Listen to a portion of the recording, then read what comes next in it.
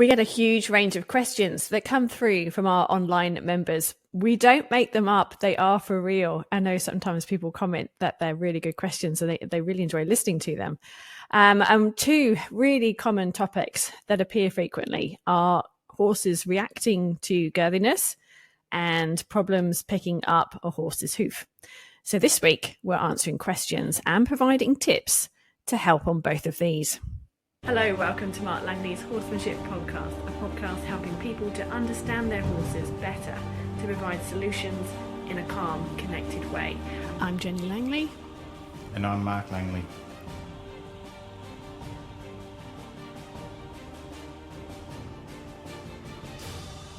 So Mark, girthiness. We often get questions on girthiness, and it might be from a horse that has showing really visible signs that it's not happy. Its ears might be pinned back when the saddle goes on, or perhaps it's not standing still. And the extreme behavior might try and bite or kick at the girth when you're doing it up. Now, I know a lot of people like to look into things like ulcers and saddle soreness. And please, yes, definitely check out any kind of sore pain issues. But assuming that these aren't a problem, can you please walk us through what would be the steps that you might take, Mark, when you see a horse that doesn't like the girth? Yeah, well, it's such a common thing, and there's a certain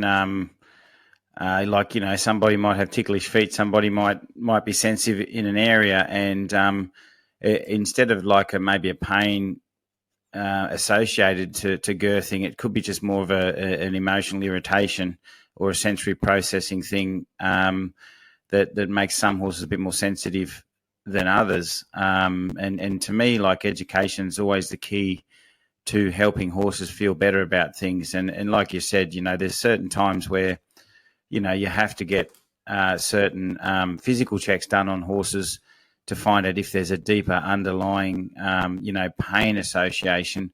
But a lot of the horses that I come across with girthing issues have some form of feeling of lack of understanding and a form of helplessness that they feel associated to girthing.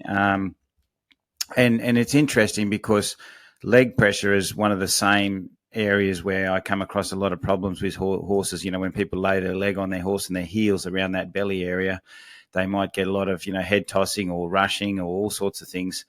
And the reason why is, if I look at all the things that, people spend a lot of time training their horses to understand, rib cage pressure is probably one of the ones that is just kind of the forgotten pressure that people actually educate horses to understand.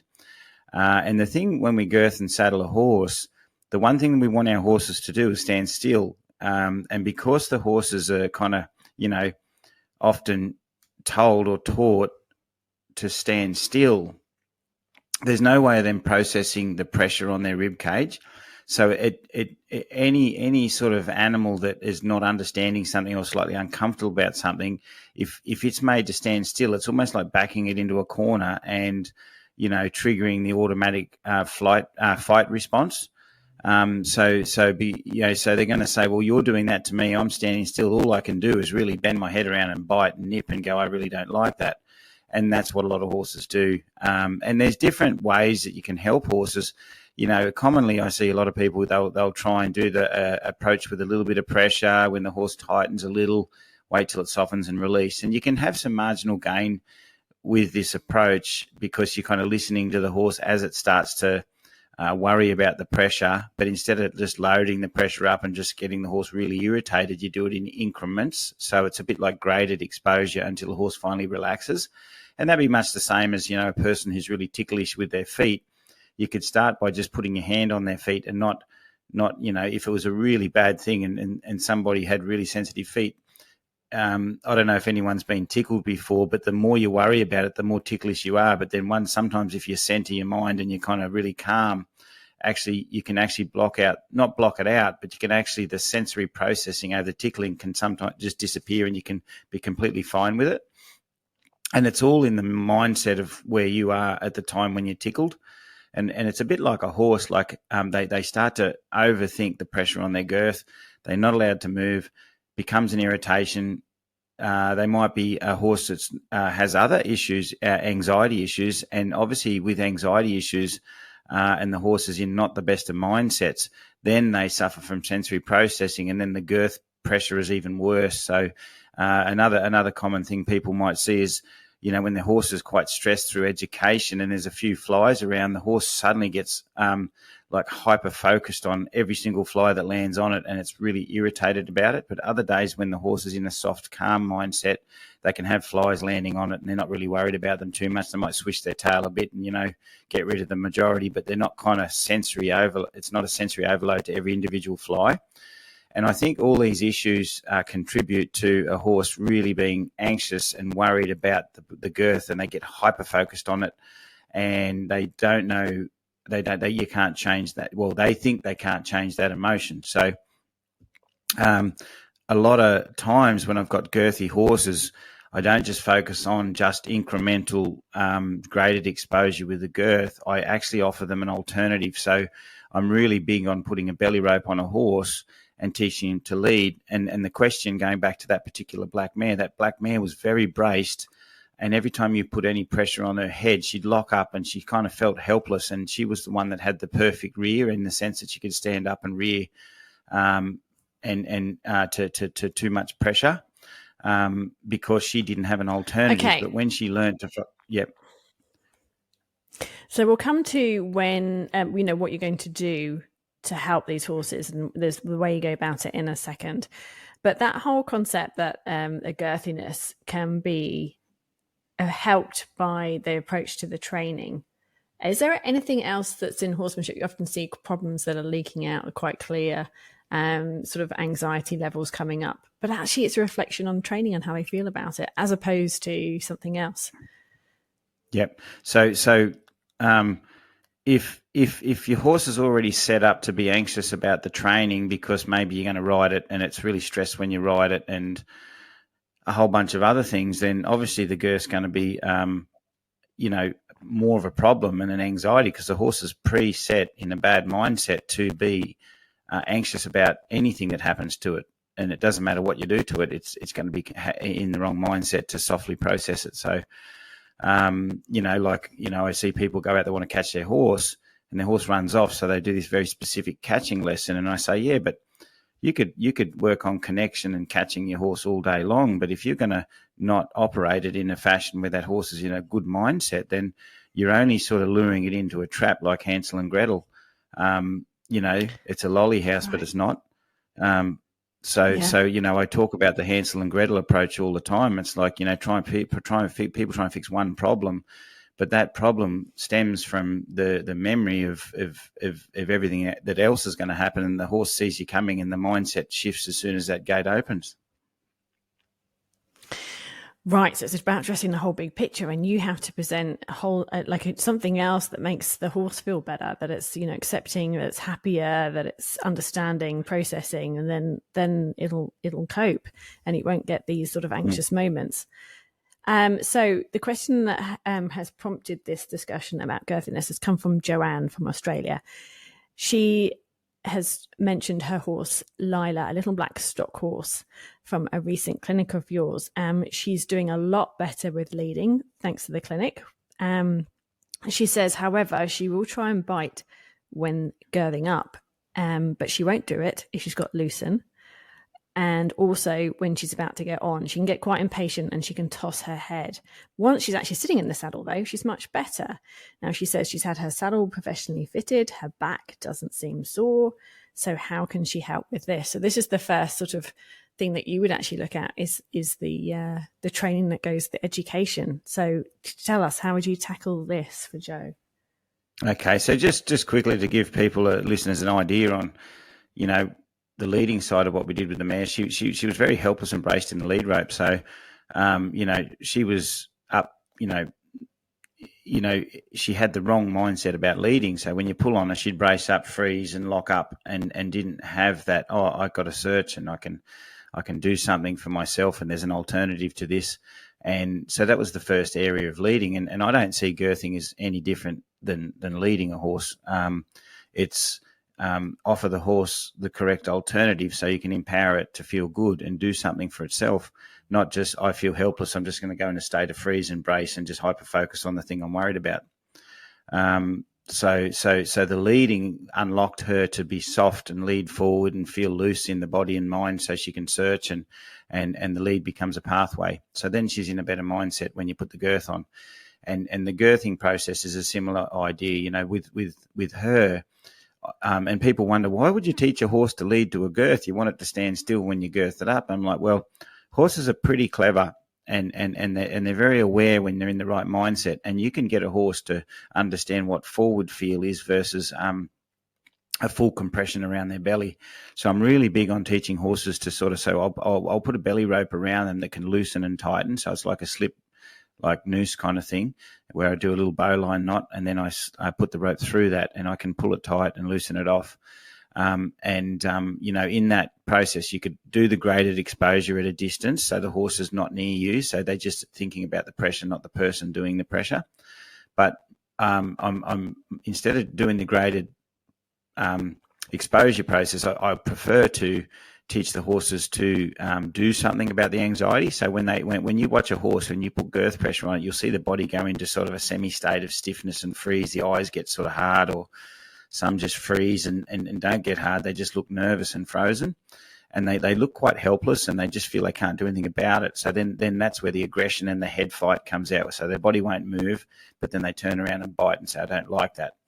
So I might stand quite forward of the horse at a distance with a longer rope on their belly, and I'll just keep kind of wriggling and pulling towards, like I want them to lead towards me, but not to run over me, until they kind of shift a little bit and move forward, and then I'll loosen the pressure. And the aim is to teach them to move forward, release the brace in their body. If they think back on the girth pressure, they can get a little bit kind of, you know, angry and argumentative with it, but then you keep there until they go, well, what's an alternative to this? And they might think forward and take a couple of steps.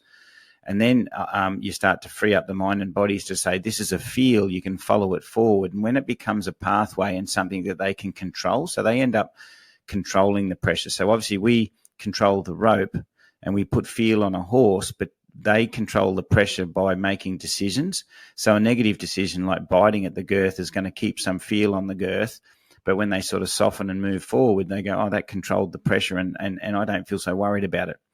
And then what ends up happening is once they feel not worried about the pressure and actually go, I can deal with this, this is really easy, you'll see a change in their sensory awareness to the girth to a soft awareness, and they're not worried about it anymore. And then once you've got them leading softly, then you stop, you ground yourself exactly in the saddling position, and you just kind of handle them with the belly rope, and then do a full pressure, which is more so you pull the noose kind of tight, so it's a compression all the way around their belly without any forward feel on it, and it makes like a full compression girth. And then you might girth up to like what the first hole would be like if you were just sort of, you know, girthing a young horse, and then you back it off and then you girth it up again. If they shift their weight a little bit, it doesn't matter, because shifting their weight and releasing brace in their body is better than them tightening up and turning around and biting. So, you know, they're not going to walk away forever. They're just going to start to shift and just process that pressure. But then they'll realize it's not a leading pressure, and then they'll soften and stand, and then you loosen off a bit until you can put full compression on the horse, as in full compression, as in the girth pressure that you would mount the horse with and ride it with.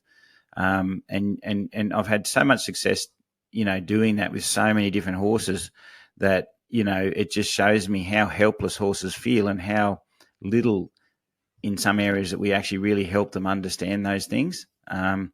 And the problem with girthing a horse and allowing them to stay still all the time, girthing a horse can be one of the best things to get a horse to shut out ribcage pressure. And then when you squeeze them, they just won't even listen to your legs. And that's why people bang and bump with their legs and then hit their horses with sticks to go forward, because they've been so shut down to ribcage pressure that, think about how many pounds of pressure probably goes around that horse's rib cage, and they just block it out, then of course they're going to block out your legs. So you know, by having a process, and you can do this anytime through your training, and go back and revisit it with horses just to keep their awareness of what a live pressure is versus just a neutral girthing up pressure. And you can get them so good at knowing the difference between a question pressure and a non-question pressure through the girth, you're not only fixing the irritation around girthing and the anxiety, but you're also teaching them that they can follow a leg feel very comfortably without anxiety. Wow. So you're really sort of replacing associations and memories with something that's different. So they've got the freedom to move, they've got the freedom to act, and they also are understanding it. Yeah. Yep. All horse training really is offering a horse a positive alternative to a negative action or reaction. Right. So that really puts the emphasis on the trainer. Let's do it in the right way. Yep. No, people, and you can reap the benefits. A lot of times people, and I'm not saying disregard, physical issues but a question came through at the masterclass yesterday in Perth that I did, and it was about physical pain versus negative mindset. And I said, it's a lot of horses I see have gone into a bad physical position, which has caused physical, skeletal, muscular problems throughout their life that have needed attention by, chiropractors, body workers, all sorts of things. And I said, but if that mindset was shifted and that horse stayed in good posture and had their system without too much anxiety in it and their muscles not tight all the time and they were loose and mobile, then those physical things probably wouldn't have happened to that horse. And I said, sometimes it's very hard to and I said, most of the horses with physical problems that I've seen have had bad training. So when people address the physical problem, the horse still associates pressure with a negative mindset. So they still have the problem that the horse is doing something negative, even though that the ulcers might be gone, because the horse has such a strong negative emotion association to education and pressure. You're just in a revolving door. You never get out of it. So you have to fix the mindset to actually help your body workers or your medication for ulcers or whatever actually do its job on the horse, because you can't keep putting the horse back in a bad mindset. And there's some horses that are just really sore because of their stomach or whatever, and they really are angry, and then suddenly they soften because that goes away. But the majority of the negatively trained horses will have some form of problem, and you have to fix both. Yeah. Wow. Okay. We'll move on to the feet, because that's another big area that really a lot of people struggle with. A question for you comes from JJ from Australia. She says, please, can you help? She's got a horse who snatches her hoof away a moment after picking it up.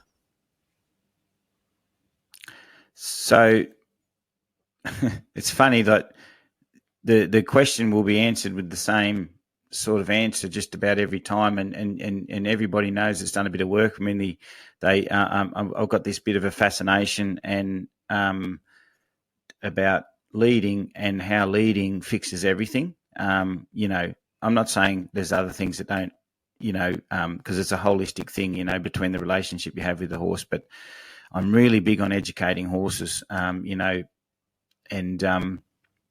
leading is part of what makes a horse pick up its foot softly, and leading is what makes a horse girth up softly, all those things. So if you look at a horse that snatches its feet, I reckon if you tried to lead it properly and get it soft and process pressure and be comfortable with pressure, you would notice some red flags in there. And a lot of horses, people go, right, time to pick up the feet. The horse doesn't lead properly. It still pulls back. It's stiff when you move it.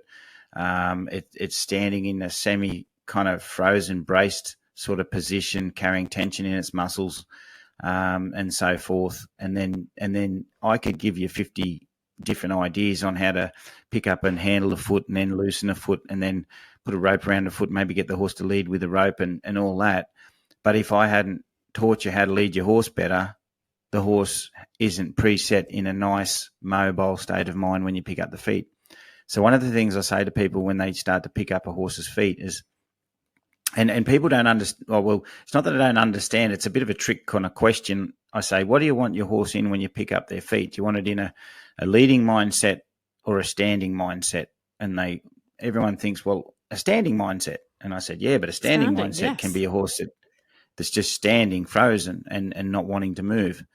And I said, everything done with a horse is a leading mindset. And a leading mindset is a horse that's aware and ready to be interrupted and search and change and be mobile at any moment. Okay, so, and that is a healthy mindset, a mindset that can adjust mentally and physically in a microsecond to any form of feel or whatever. So to me, a standing horse is a good, quiet standing horse is a horse that's prepared to be mobile softly anytime. So if your horse is in a kind of the wrong standing mindset, where it's just locked up in the stand, it will snatch. It will be really hard to deal with. Okay, so just think about that when you go and handle your horse's feet. How much leading have you done? How easy can you just adjust its hindquarters through a bit of feel on its head and just get it to loosen all its muscles, loosen its front feet, loosen its hind feet, rock backwards and forwards, and just be like a ball underneath your hand that just can roll really easily with no resistance. And when you've got that soft eye, that soft kind of feel to that halter, then you know your horse is in this kind of loose, mobile, accepting, yielding frame of mind. And you know that when you go down to the feet, the horse is kind of preset to be a bit better at leading the feet. Because remember, we're not picking up a standing foot, we're picking up a leading foot. The horse has to lead its foot up softly and softly yield to that pressure without resistance, okay? The other thing is, you need the horse in a very good leading mindset so they're equally balanced on all 4 feet. So some horses snatch because they might be, heavy on their forehand and they're standing on their forehand. So then the other foot has to take all the weight of the whole front end because you picked up the front foot, and they're going, oh, this is just one foot to carry all this weight, because they're not using their hindquarter properly and things like that. And it might snatch their back feet. But having them in a balanced standing fashion where all 4 feet are taking their responsibility in the weight of the horse allows them to be able to pick up any one foot at a time without feeling stressed or out of balance. The other thing that you have to look at is some horses snatch one of their hind feet or one of their front feet, and a lot of those horses are a bit more nervous horses, so they still have problems having a person back past their eye, and they kind of get real tight when you're sort of at the hip. So if you don't get that tension out of them and get them to really process and understand that you're behind them or you're back there at the hind feet, then they're going to be worried, and that worry is going to cause them to want to snatch and sort of maybe face up. So a lot of horses that want to face us and put 2 eyes on, they're going to snatch their hind feet to try and turn around and face us all the time. So that's where the leading by lessons come into play, and you say, oh, can my horse walk past me in a straight line and not look like it's changed its emotion no matter what position in the body or along the body I'm at? And if the horse can move past you and be mobile and not kind of move away from you with its hindquarter as it's moving and want to face up, and it's comfortable, and you can rub it on the hip as it walks past and on both sides, and you can walk behind it a little bit while it's walking in a straight line and rub its tail and rub down its leg a little bit, and it's moving, then the horse has learnt to move and be comfortable with you near it whilst it's moving, which means when it moves its leg up, it becomes mobile as you're picking its foot up, but it's not worried about that. And so a lot of horses that carry a lot of fear tension, well, they're going to be frozen. And then when they need to kind of adjust or rebalance or loosen and move a bit, they're going to spin away to face up and snap, and they want to snatch their foot. So that all has to be addressed with the nervous horses to get them softer. So that's the emotional side of picking up horses' feet. You have to get them truly comfortable at moving with you in any position, and then the softening the body through the leading, and then you can start to go down and handle the feet and find areas of sensitivity, just like the girthing area of sensitivity. Is there any areas of worry or sensitivity down the feet? And if you find any tension when you start to get to a certain point, then you've got to stay at that point and see if you can release that tension through getting the horse to yield a bit or move a bit or just trust and soften so it can accept you going down every part of that foot. And going back to the leading mindset, if it's in the leading, accepting, yielding mindset, then when you start to put some feel on the feet, it'll just soften its legs. So then you go around and soften all their legs. You don't pick them up, while they're sort of full of tension, you just soften them. Just get them to relax that leg and relax the leg from the foot all the way up to the hip or the shoulder, so all the muscles are relaxed, and they want to give that foot nice and softly so it's nice and loose, not springy. And once you've gone through all that, there are ways you can go through to teaching a horse to lead with just a folded rope around their foot and stuff like that. But I would go through all that first and then get back to me, because a lot of times people are doing a lesson with a horse, but the foundation before that lesson is not good enough. Yeah, so interesting. So when you were just talking there about getting a horse to lead past your shoulder, it's just one point that's something that a lot of horses might struggle with, going down to the hip. Also just going back to the previous question, using the belly rope around that girth area. All of those are videos that are on the online membership. So if you are curious to sort of look into it in a little bit more depth, if this is meaning something to you, if this sort of is something problem that you'd like to address, definitely sort of would send you in that direction to have a quick look. Okay, so the next question then is from Briar from New Zealand, still on the feet topic. She would like help when her farrier visits. Her horse gets quite worried, especially when getting his hind shoes on. He normally leans on the farrier and then he'll take his foot away. So it sounds like the previous horse. She's sort of used to a particular farrier who he was getting on quite well with, but now she's had to change farriers. And she feels that this horse hasn't got quite as much trust in her. The new farrier is going to be really good, but he's commented that this horse might be dangerous and would need sedation. She's been doing stretches and body work with him, and the previous farrier was putting wedges on his hinds as he had quite low heels. But the new farrier has said that his frogs and heels were getting crushed, so they've set the shoe back and squared off the toes. He is tight in the hamstrings. So I know you're not a farrier, Mark, but I also know that you do know horses' feet incredibly well. So I just put that in just to hear your comments on that too, and if there's anything that you sort of wanted to add to help Briar. Yeah, well, one thing I'll never do, I'll never try and put my opinion about the horse's foot that I haven't seen and put it up against the professionals that have seen the foot and recommended, what they think is good advice for the feet. It's not appropriate for me to really do that.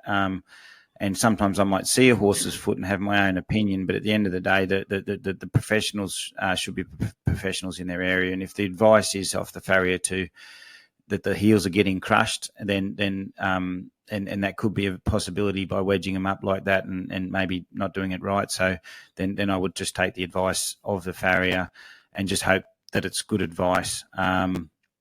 But I'll give you advice on the tension in the horse and the tight in the hamstrings and all that sort of stuff.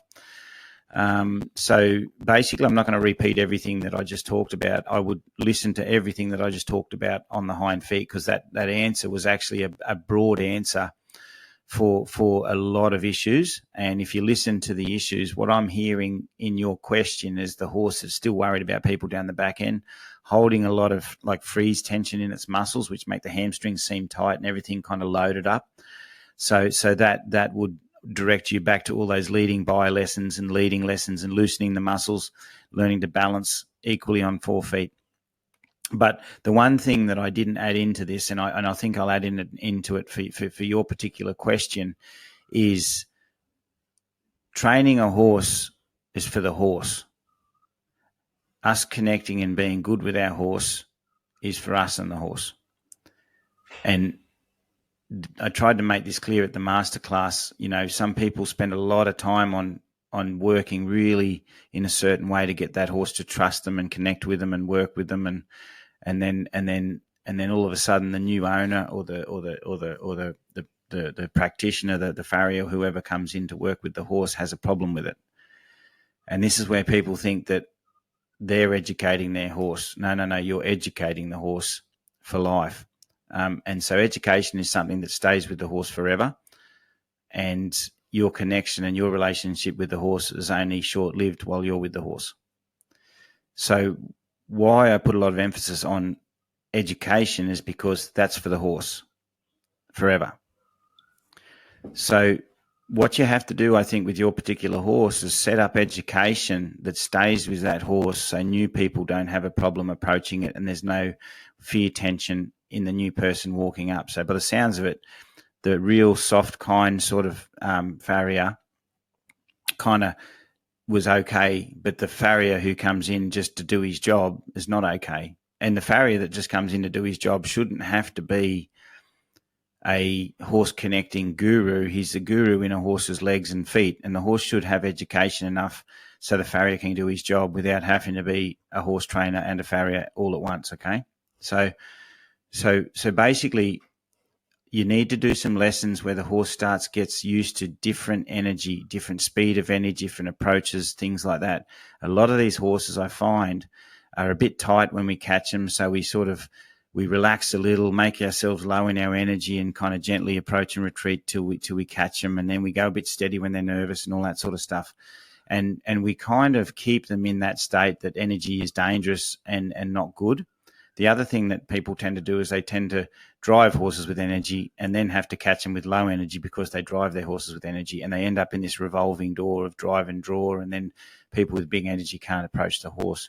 So in your training, I think you have to sort of start to rectify the anxiety around possibly different energy of people, which means you just walk up to your horse with different energy, be a little unpredictable.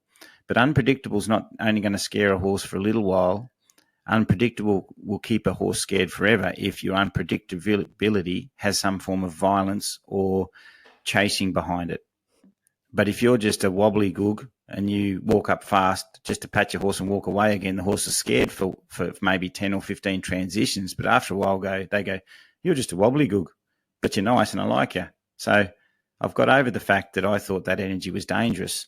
Oh, you're okay. So the one area where we don't do enough transition with horses is the transition of kind of bigger energy that doesn't mean anything. So, a lot of touch and go, touch and go, touch and go. People worry that the horse freezes when they touch it and they didn't listen to it. But the interesting thing about it is you'll touch the horse for a microsecond, and by the time the horse is even kind of, it goes into a state of freeze. But by the time they've frozen, you're already leading off in another direction, and the horse unfreezes and quickly snaps out of it and kind of wanders off again. And then you do it again and again and again. And I've seen so many horses that they might have gone into a semi-state of freeze for the first 10 or 15 transition as someone's walking up to them at a certain angle at a certain speed. But on the 15th or 16th transition, they're actually reaching out to sniff the person because they go, oh, I've done this 15 times. I haven't died. I haven't been in pain. I haven't been in a state of flight. And they actually unfreeze themselves and get curiosity and go, oh, I don't have to be scared of energy. You have to deliberately do this transition so any of the practitioners from the vets to the farriers and anything can come up to your horses in a hurry when they're at the end of the day and they're running late. Otherwise, it's not going to be good for what you want. One day, some people, they won't have any people that want to come to them because it takes too long and their horses are too difficult to deal with. So we have to deliberately expose our horses to what life's going to bring to them. And then one day when there's a bushfire and you're running out there in a panic to catch your horse and load it on a float, your horse won't see you running at it in a panic as a threat. It'll just go, that's just what people do, but they're never mean to me, so I'm okay with this. And we're trying to teach our horses to coexist with life, not us coexist with their anxiety all the time. So we have to be very careful about that. And don't forget to re-listen to his answer, Briar, because a lot in that, gaining that horse's trust with you sort of around that rear end as well. So I hope that helps for the people that send in those questions and everyone else listening. My goodness, Mark, it's you're on fire today with your answers. There's an awful lot of fantastic stuff you're coming out with. It's great to hear you as always. And also I'll just sort of slip in that sort of concept idea of when do you keep pushing a horse and when do you take a step back? How do we know how well they're coping with something and when do you sort of step it up or know that no, this is when you have to stop for a second. We're addressing that next week, so that's sort of going on a little bit from what Mark sort of has referred to in some of his answer just then. So if you're keen to hear that one, look out for that. It's coming out next week. Thank you very much for all your answers, Mark. Thank you to all the listeners for being out there. We love having you listening, and we will talk to you again soon. Thanks, Jenny. Thanks, everybody. If you enjoyed this episode, please don't forget to like it, share it, or leave us a comment. It all helps in reaching new ears and helping more horses. Learn more of Mark Langley's unique insights and how you can positively affect your horse's training ability and mental welfare. For just the price of a couple of coffees, you can access his online horsemanship training videos. Head to marklangley.com.au.